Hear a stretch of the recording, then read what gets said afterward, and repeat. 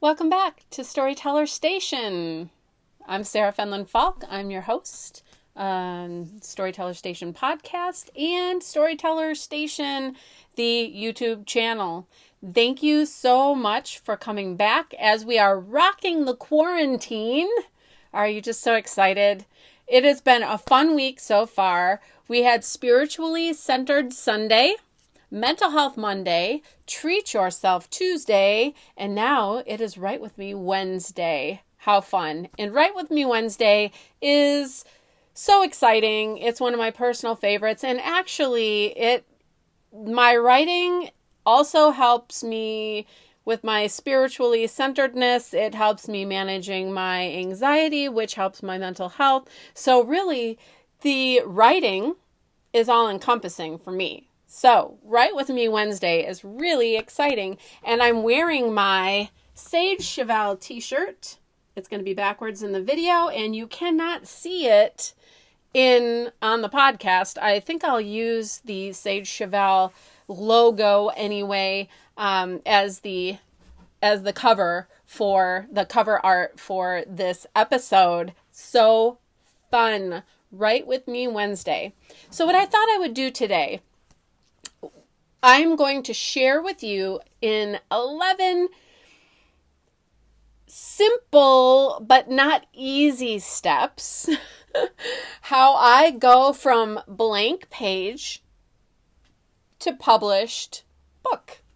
And I'm not going to go really deep into my process. I'm just going to kind of do an outline, and then probably in other episodes or other videos, I will go ahead and dive deeper into those. And if any one of these 11 steps has you curious, or you didn't really understand what I was trying to get at when I laid it out, please feel free to leave a comment, message me, let me know what you'd like to know more about. Okay, well, let's get started. So the first thing that I have to do, and that you will have to do if you are going to write, is to choose an idea. Now, some people say, I just don't know what to write about. For me, I have a running log of ideas for individual books, for book series, for all different genres. I have nonfiction books I want to write. I have middle grade fiction books I want to write. I have adult fiction books I want to write. And so I really struggle with deciding which thing to choose. And so many of my author friends and even family members have said, well, go with the one that's on your mind the most. And so I've tried to do that. And what I've found is, even if I'll allow myself to write a page or write whatever it is that's the freshest on my mind in that moment, it helps me. Even if I already have another project going, which I do right now. So if you don't know me, or if you're just learning about me, I actually am about to publish the 4th book in a middle grade fantasy series called the Sage Cheval series. Sage Cheval is wise horse in French. And so, don't you know, our horses talk. And it is a lot of fun. It is about a story or a series about 4 princes and 2 princesses who are left to rule the land while their father is on a mission across the sea. And they encounter many challenges. And so each book kind of focuses on a different character and tells you the story of the challenge that they're facing at the time. So I also have written nonfiction works for adults, and that the 2 pieces that I have offered to the world. The first one is Finding Myself Facing Cancer, and that was written after my 2nd cancer diagnosis. And I have also included a workbook, which is called Keeping It Together, A Patient's Companion Through Decision Making. And that is for people who are making, I'm like trying to get rid of the bomber here, back here. And for those of you who are listening, you can't see me pointing, sending the signal for get out of this room, please, as I'm trying to record. So, this Keeping It Together is actually a workbook for people who are making major medical decisions. And it is like a journal so that you can work your way through it. And so those are the things that I have written. I have to keep a running tab of all of my ideas because they come to me, and many of us will say, "Oh, I woke up and I had a dream about this and thought it would be a great book."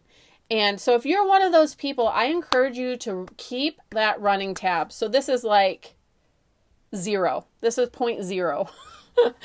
Keep a running tab of all your ideas because you never know what you're going to pull from one day or another. Okay, so that's point 0. Now point 1, you choose one of those ideas on your running tab. Okay, choose an idea. The second thing is to write it down. So I've heard other authors call this a brain dump or a mind dump. So anything you know about your story, write it down. The people, the places, anything about the story, like the plot line, anything you want to happen in the story. If there's a marriage or a wedding, if there's a funeral, if there's a murder, if there is an animal who befriends a person, or 2 animals that never should be friends in real life but become friends. Whatever it is about your story, get all of those details written down.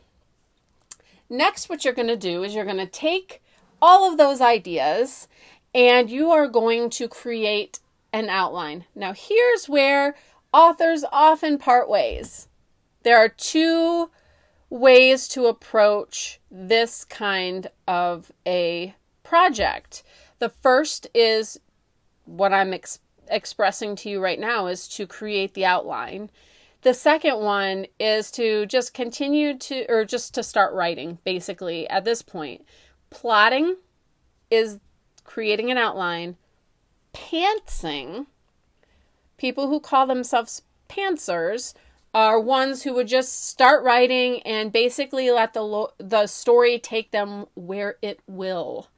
So for me, I would get lost if I completely pantsed a project. I have to have some direction, some idea about where I'm headed. So I create an outline. Now it's basically all I do is bullet points. I put the text in bold and I do bullet points and I think, okay, this is where the story starts. This is how it happens. Bullet point, bullet point, bullet point. And in this outline, the only structure I have, I don't put it into chapters yet. I do Act 1, setting up the story. Act 2, probably like heading toward the climax. And then either the climax of the story is at the end of Act 2 or the beginning of Act 3, and then the resolution. So I do those bullet points and I put it under Act 1, Act 2, Act 3. Then step 4 is to keep notes of all the details as you are writing. So step 4 is actually writing the thing, but as I'm writing the thing, I'm keeping the notes on the side. So this is probably like 4A and 4B, because 4A is start writing the thing. 4B is while you're writing, keep notes of all persons, places, and things, especially if you are writing fantasy or like anything magical. You want to be able to stick to the stories, stick to your world that you've built and the rules within your world so that you aren't contradicting yourself later in your story, because that's going to be, people are going to catch on to that real quick. Okay, so 4A is start writing the thing. 4B is keep notes. Okay, step 5. You will now go in for your first edit. Let's say you have written a 12-chapter, well, what might be a 12-chapter story. We haven't put the chapters in yet. I'm getting ahead of myself. So you have finished your story. Act 1, Act 2, Act 3, done. So now we're going to go back. We're going to do our first round of edits, and we are going to separate the chapter into stories. You will find as you read, or into, separate the story into chapters, sorry. And you'll find as you start reading through it that there are actually like natural breaks or natural places in the story where it's like, oh, okay, that's like end scene, you know, and then you can open up the next scene. And it kind of is a natural, there are some natural breaks. So look for those natural breaks. And if you're like, this might work, but it's not intriguing enough to like make my reader want to turn the page and get into it, then maybe add a couple things. Maybe one of your characters is thinking a question, or something new is introduced so that it's like, ooh, I want to know more about that. And it kind of leading into the next chapter. So step 5 is to go start your first round of edits, and in so doing, add chapters. And during my first edits, this is just my process. During my first round of edits, I also beef up the details. So my first draft is like, I just want to get the story out. I have to hit all the major points. And when I hit all the major points, great. Now I'm just making sure everything's in order, and I'm putting in the chapters, and I'm going to beef up some of the descriptions or that kind of thing. I'm going to beef up the details. Okay. After that first round of edits, and I've beefed it up and I've separated it into chapters, I send it to critique reader or a beta readers, whoever you have in your circle.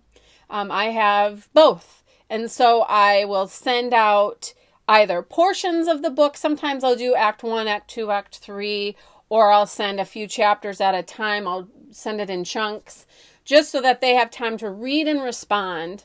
So it's not like they have to read the whole book and then be like, oh, I don't really remember chapter 2, but I thought the end was great. You know, I want to know as they're going along, what are any plot holes, or what I want to know that the story is smooth. And if it left them with any questions, then I want to be sure that if there are questions that should have been answered in the story, that I go back and fill that in. So step 6 is beta readers, critique partner. Then step 7, edit. Once you get that feedback, you need to go back in and edit based on that feedback you received. And so if there are plot holes, you need to fill those puppies in and get it ready to go. After I do that edit, then I send it to my editor, because there's another editor too after that. So I send it to him, he sends it back to me, and I've got more work to do. So I go through and I fix all the edits, and this is more like grammatical, punctuation, those kinds of things. So I go back through, I neaten it up, and then as I'm doing those edits, I actually go back through for another content edit, make sure everything flows. I try to do this process rather quickly so that the story is very fresh in my mind, so that I know where I'm at and what's flowing and what's working, etc. And then step 10 is to get that book formatted. Either you do it yourself or you send it to someone. I'm working on learning how to do that myself, but I'm not quite there yet. So I send it to someone to be formatted, and that is step 10. And then once that document comes back to me, I zip through it, make sure everything looks good, work with the formatter to make sure it's exactly how I want it. And then step 11, the final step, is to publish. And there are many, many different ways that you can publish your book. There are different formats you can publish your book in, such as ebook, audiobook, print book. And in print book, it can be hardcover, it could be paperback, it could be large print. I mean, there's just a number of ways to get that book out. So that is it. my friends. That's my process in a nutshell.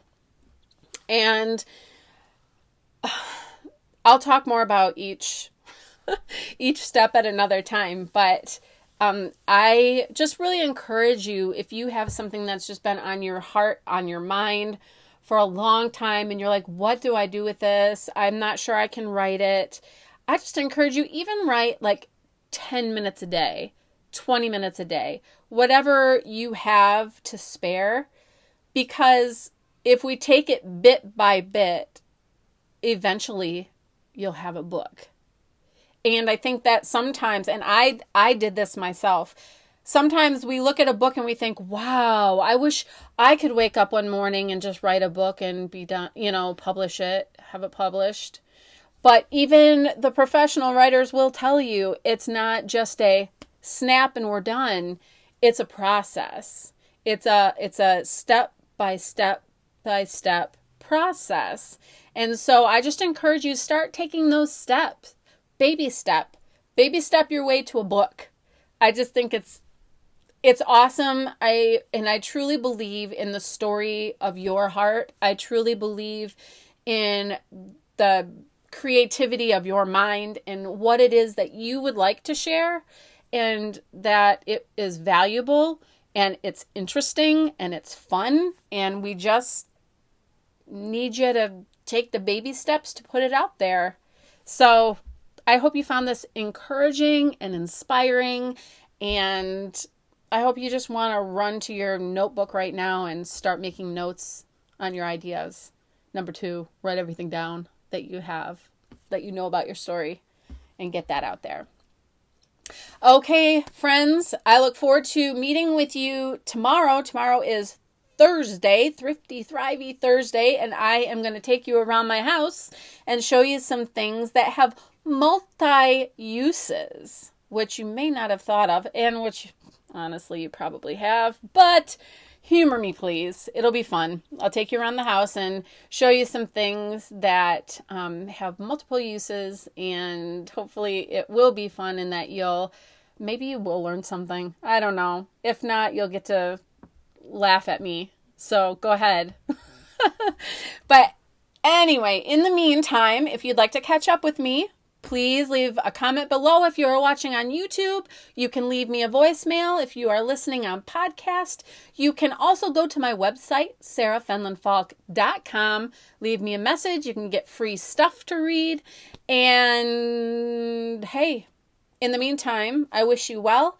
And above all, I wish you peace.